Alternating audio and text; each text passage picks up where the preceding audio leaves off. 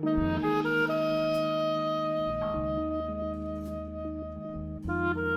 is Every Voice with Terrance McKnight. It's a new podcast from WQXR that interrogates the culture of our classical music scene, and we look at ways to make it more beautiful for all of us.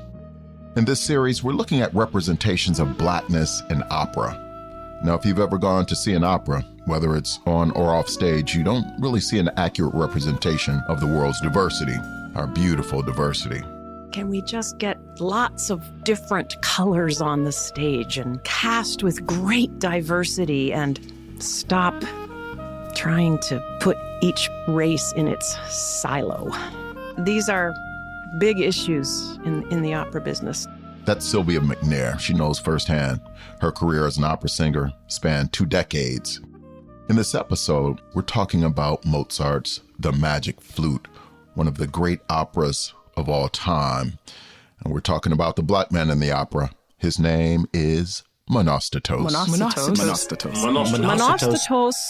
Not a lot of people think that Monostatos' role is very sincere. Only the people who played it.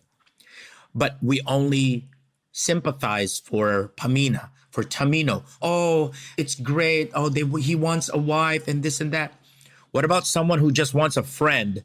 This is Rodell Russell. He's a tenor who sings the role of Monostatos around the world. How do we present it to people where someone who's born different, alone, wants to be part of something, part of a family, part of a couple, part of a group?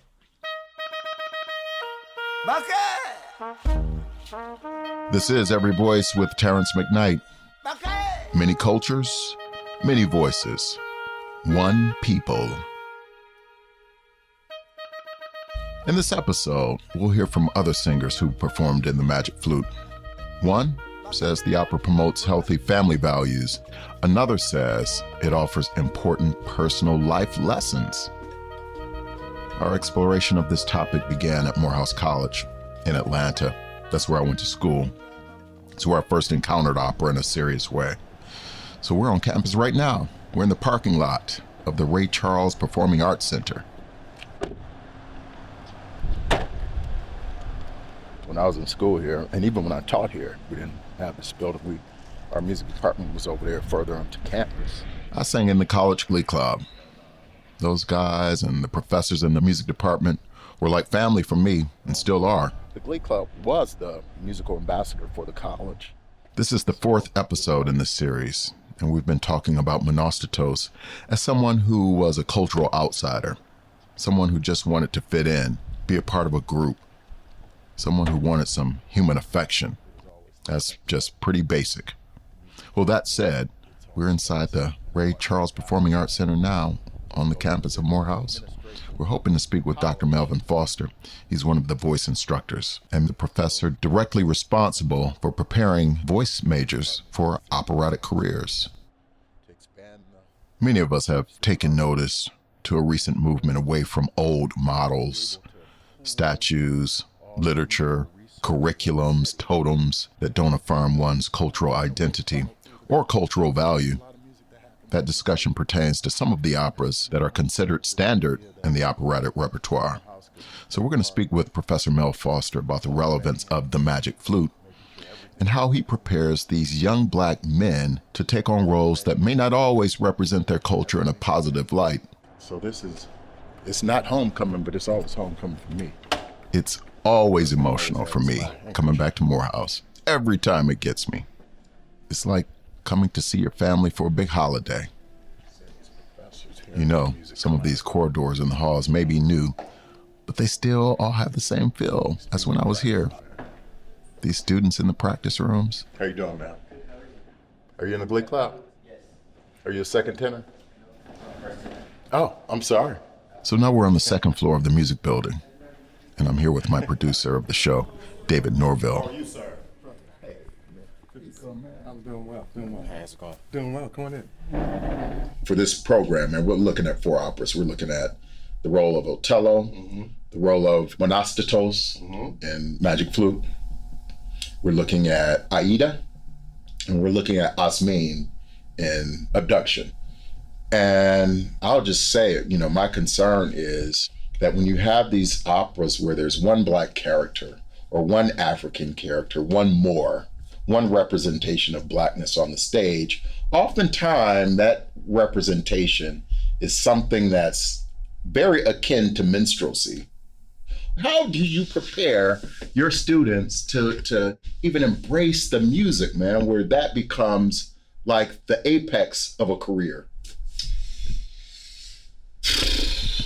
Yeah, so that's one of the difficult parts about teaching students to undertake a career like this. There's the thing of conveying to the student, cultivating the joy of singing and the power of expression. That power supersedes anything that is as superficial as skin tone. And I'll share with you that my underlying goal for all of them is that because they sing the best that they can, they bring the best that they can, that they'll be able to encourage others to think more broadly and widely about what are perceived performance practices.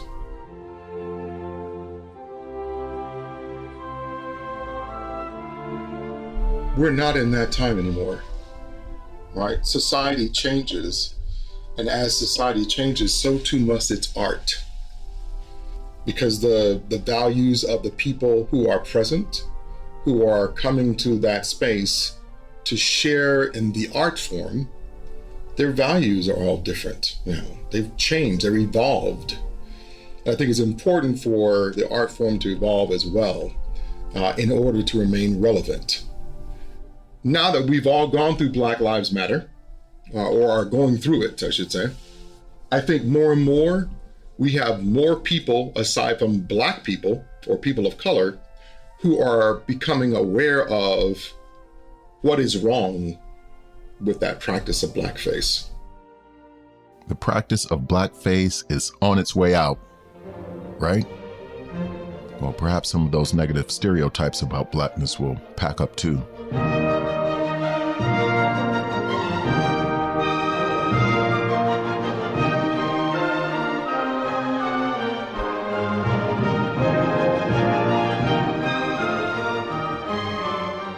The story of Magic Flute was written in 1791. It's written by an actor, Emanuel Schikaneder, who also owned a theater in Vienna. Both he and his theater were facing financial difficulties, and so was Mozart when they wrote this music that year. So the two men came together to write a comic opera, and it was hugely successful. And you know what made it so funny? It was the treatment of the outsider. The loner, the Black guy Monostatos. He was laughed at for dancing. He was laughed at for doing his job. He was laughed at when he was punished. He was the buffoon. He was the comic relief. Traditionally, Monostatos is played by white actors in blackface. Over the past few decades, opera houses and directors have gotten away from that practice. In the 8 or 9 different productions I sang of the Magic Flute, not once was the Monostatos cast as a Black man. It was just not going to be done. It was not going to be accepted. And that's good, because that was not the case 50, 60, 70 years ago. That's Sylvia McNair, whose 20-year career in opera took her around the world as Pamina, the princess in the Magic Flute, the one whom Monostatos was guarding and had feelings for. But there is that issue of the word Black in the libretto. The only time I ever sang the Magic Flute in English was at the Opera Theater of St. Louis. Every other time I sang the piece, we did it in German. I did it in Berlin, Vienna, Salzburg, places that are, how shall I say, not known for being woke. And every single time that line, that particular line, I actually have it right here because it's a very troubling line. The word Black is changed to slave. Okay. Not a whole lot better, but he sings to himself, Pamina is not available to me because I'm a slave, and a slave is ugly. I never heard it sung schwarze or black. It was always sklave or slave. I never talk about my skin color as being black. I had never talked about her beauty as being white. I have played Monostatos colored green, blue, in a clown kind of face. Something that shows them that it is ugly or not normal or weird.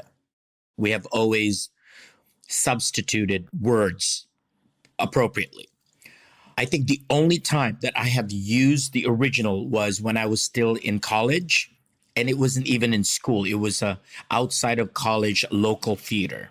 That's one of the reasons why the skin tone of black is never used, because we do not want to associate ugly or bad or weird with the black skin tone, which I do agree with, totally agree with. I think it just sends a different message. But the only thing that I lose, and we talk about this in books, we still have to find a way to teach people how people thought back then. So we know what the consequences are. When people cancel certain books that teach history, yes, it can be offensive. But sometimes there are moments where we need to know why things are offensive now. Now, Rodell thinks we lose something when we don't look at things historically. I agree with him. But as long as millions of men and women still bear the brunt of racializing, racial injustice, racial profiling, then we got to do something to make some adjustments in our institutions and in our art. The idea of beautiful versus ugly, good versus evil, those are major themes in the Magic Flute. And when the only black guy in the opera strikes out at birth on both accounts, evil and ugly, we got to continue to make some adjustments, making this art relevant for modern audiences. That's the goal, making the art beautiful for all of us. Dr. Foster at Morehouse seems to think as a whole, there's been some progress. They are being more sensitive to the microaggressions that occur in art spaces. And that's whether it's a symphony or with ballet, theater. People are more aware of what these miniature barbs do to people, right? To the person who's actually saying it, to the person who receives it, right? Often those things are received in silence, but those barbs burrow. They burrow deep into, not into our skin, but into our psyches. And they eat at us. Because they got your mind controlled now, right? They want to tell you what they want you to absorb. You're listening to Every Voice with Terrance McKnight. So glad you're here.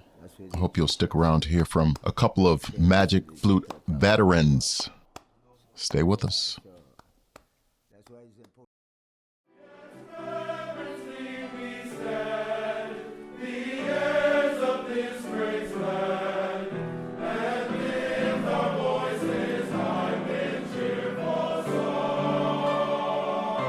This is Every Voice with Terrance McKnight.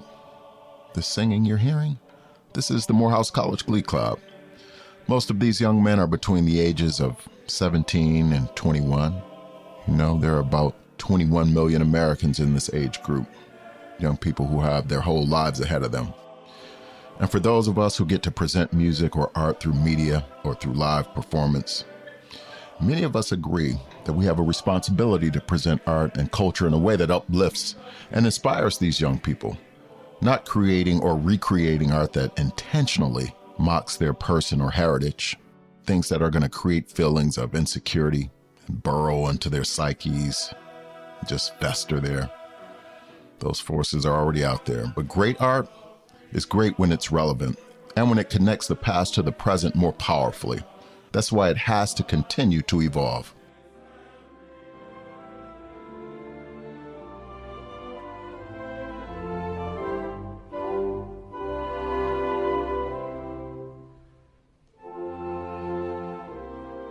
I started this whole discussion talking about being a kid and going with my father up to the corner grocery store.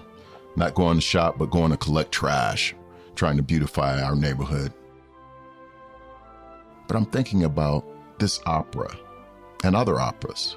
There's so much in them. And with a few changes, recycling these ideas, who knows what could happen.